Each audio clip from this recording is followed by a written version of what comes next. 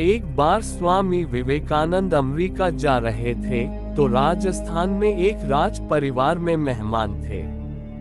राजा ने उनके स्वागत में एक समारोह किया। अमेरिका जाता है सन्यासी।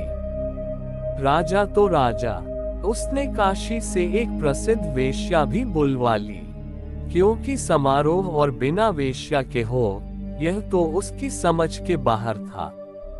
नहीं तो समारोह ही क्या, वह तो दिवाली हुई बिना दियों के।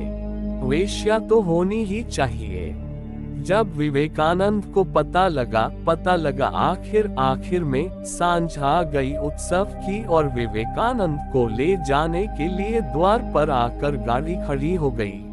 तब उनको पता लगा कि एक वेश्या भी आई है समारोह में, वह विवेकानंद के सामने नाचेगी। तो विवेकानंद ने जाने से इनकार कर दिया कि मैं नहीं जाऊंगा, मैं सन्यासी हूँ, वेश्या का नृत्य देखूं। पास ही शामियाना था जहाँ विवेकानंद ठहरे थे, जहाँ उत्सव होने वाला था। लेकिन राजा तो राजा ने कहा अब नहीं आते तो न आए, उत्सव तो चलेगा ही। अब वेश्या भी आ गई, मेहमान भी आ गए, शराब भी आ गई। अब जलसा तो बंद नहीं हो सकता, तो उनके बिना चलेगा। जलसा शुरू हुआ, लेकिन उस वेश्या ने बड़ा अद्भुत गीत गाया। उसने नरसिंह मेहता का एक भजन गाया। पास ही था शामियाना। विवेकानंद को सुनाई पड़ने लगा नरसिंह मेहता के भजन, उस वेश्या के टपकते आंसू और नरसिंह मेहता का भजन। नरसिंह मेहता के भजन में यह कहा गया है कि पारस पत्थर को इस बात की चिंता नहीं होती कि जो लोहा वह छू रहा है वो पूजागृह में रखा जाने वाला लोहा है, या कसाई के घर जिस लोहे से जानवरों की हत्या की जाती है वह लोहा है। पारस पत्थर तो दोनों लोहों को छू कर सोना बना देता है।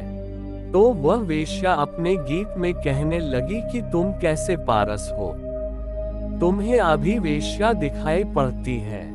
मैं तो कितने भाव लेकर आई थी, मैं तो कितने भजन संजो कर आई थी। वेश्या सच में भजन संजो कर आई थी।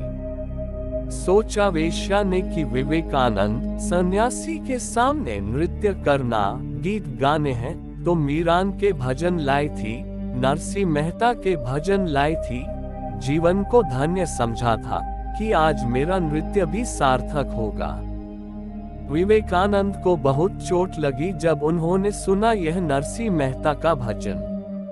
उठे और पहुंच गए समारोह में और वेश्या से क्षमा मांगी और कहा, मुझसे भूल हो गई, मेरी गलती, मैं ही अभी पारस नहीं हूँ, इसीलिए यह विचार किया कि कौन लोहा पात्र कौन लोहा अपात्र।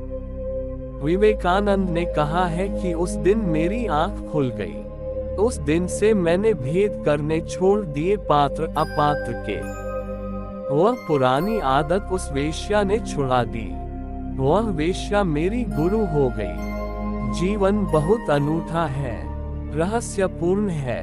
कहाँ से द्वार खुलेगा परमात्मा का कहना मुश्किल है। दोस्तों, ये कहानी सतगुरु ओशो ने सुनाई है।